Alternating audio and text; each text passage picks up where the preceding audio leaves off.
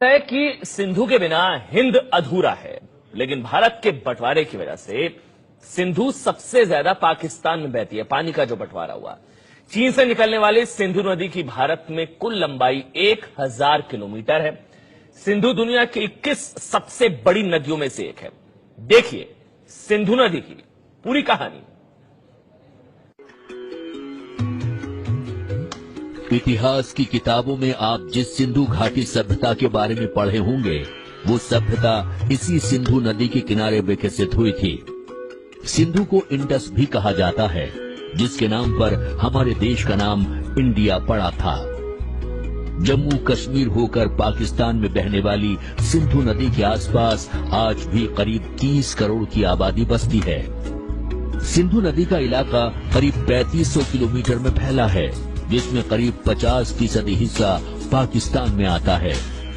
पाकिस्तान की आधी से ज्यादा आबादी इसी नदी पर निर्भर है। पीने से लेकर खेती और बिजली के लिए पाकिस्तान को सिंधु का ही सहारा है। यही वजह है कि जब कभी भारी बारिश के बाद पाकिस्तान की ये जीवन रेखा विकराल रूप लेती है, तो वहाँ चारों तरफ तबाही का मंजर होता है।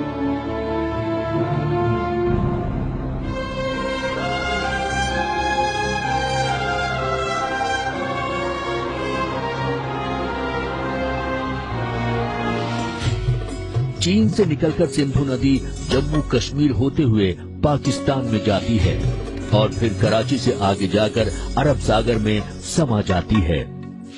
दुनिया की सबसे लंबी नदियों में से एक सिंधु नदी अब तो भारत में केवल जम्मू कश्मीर में ही बहती है, लेकिन एक जमाना था जब सिंधु गुजरात में भी बहा करती थी। बात करीब 200 साल पहले की है। 1819 में आए भयानक भूकंप ने नदी की धारा बदल दी और गुजरात में लखपत के किले के बगल से बहने वाली ये नदी करीब 150 किलोमीटर दूर चली गई। गुजरात के कच्छ जिले में पड़ने वाला लखपत सिंधु नदी की वजह से तब काफी सुखी संपन्न था, लेकिन नदी ने धारा बदली तो लखपत की खुशहाली अतीत का हिस्सा बनकर रह गई। देश के बंटवारे से पहले तक गुजरात के कच्छ से पाकिस्तान के सिंध जाने के लिए लखपत अहम ठिकाना था। हिंदू धर्म में भी सिंधु नदी को काफी अहम माना गया है। वेदों में सिंधु का जिक्र है।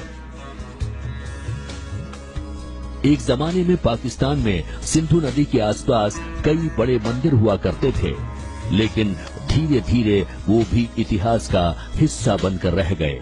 कहा तो यहाँ तक